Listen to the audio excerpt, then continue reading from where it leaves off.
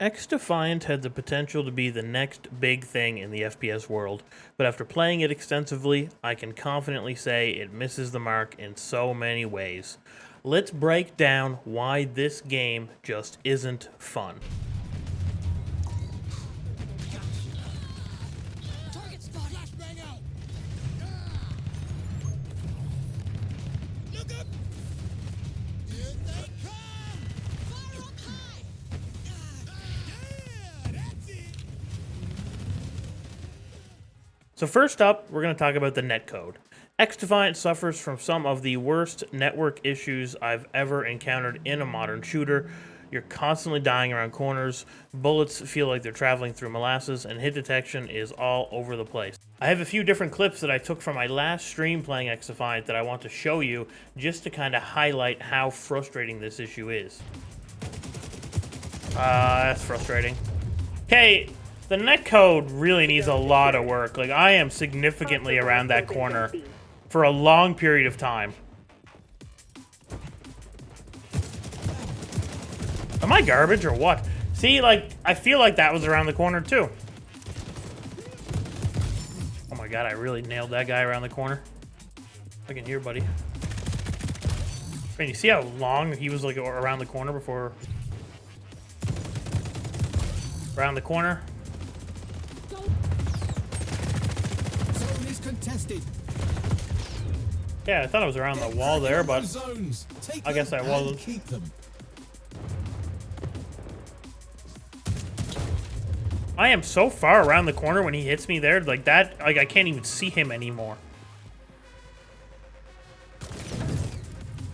How am I always on fire? Like, guy didn't even shoot me. I'm just torched.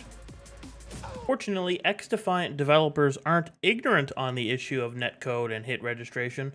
Mark Rubin on Twitter is very vocal about the problem, which is very fortunate. I'm going to put some tweets on screen there now just so you can take a look at a few of them, but he does mention things. June 13th, 2024, for example. Netcode, we made some changes in this patch, very technical, detailed changes to help reduce the chance of getting hit reg or netcode issues, and we're seeing in our data decent improvements in the telemetry that we have. Now, doesn't mean the problem is fixed or that, and he continues to go on that they're working on reducing the occurrence of these issues. However, it does still seem to be quite commonplace in the game, definitely causing a lot of frustration. And you've seen in the clips that it's still happening today. I mean, that stream that you saw those clips from, that was only from a couple of days ago type thing, depending on when you're watching this video, but very recent. So obviously we're still having those problems in the game. In an FPS, precision and reliability are key. When the game can't accurately register what's happening on screen, it undermines the entire experience. It feels like you're fighting the game's flaws more than your actual enemies. Next off, I want to talk about the characters in the game. XDefiant's roster is full of unique abilities, but some of them are downright annoying and overpowered.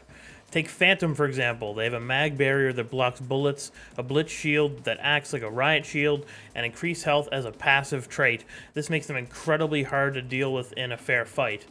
You have the character dropping the shield in a fight, immediately making it so they can win that fight quite easily.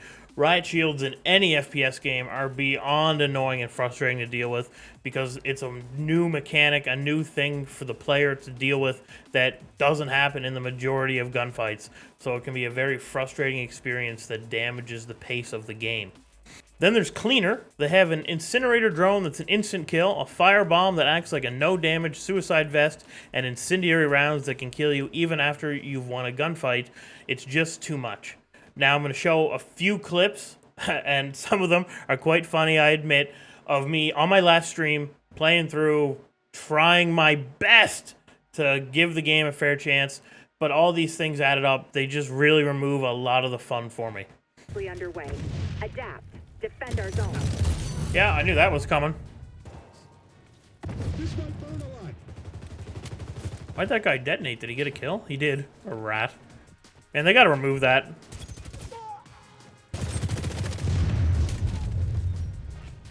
That is such a crutch dogshit ability that only a fucking loser would use.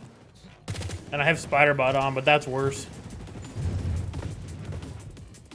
Ultra ready. Holy fuck!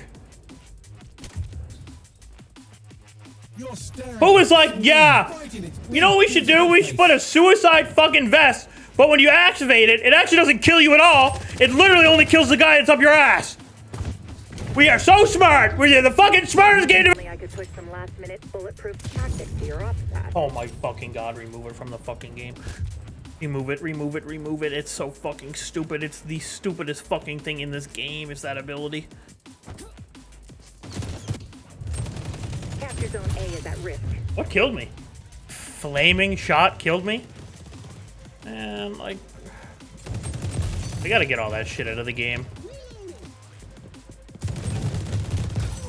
No way we trade, because that fire shit! Fuck! Not a drop of skill on that guy's fucking body! Target down. Holy fuck, like, all the insta-kill abilities need to be removed from the fucking game. Like, it's a fucking joke. Like, who the fuck put that skill fucking issue shit in there and was like, yeah, that's so fucking smart?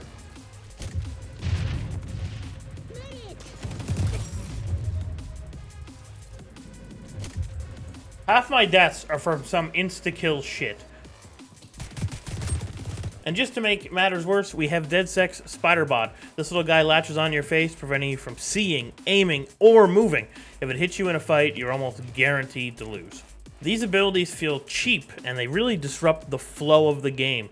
In a shooter, you want to rely on skill and reflexes, not gimmicky abilities that give certain characters an unfair advantage. However, it's not all bad. In XDefiant, on the technical side at least, the game runs relatively well. With my setup, a 7950 X3D and an RTX 4090, I get around 150 FPS at max settings on 1440p. There are the occasional stutters, especially during death animations and when there's large explosions on the screen, but these stutters are far from game-breaking, but they do add to the overall frustration in a little way.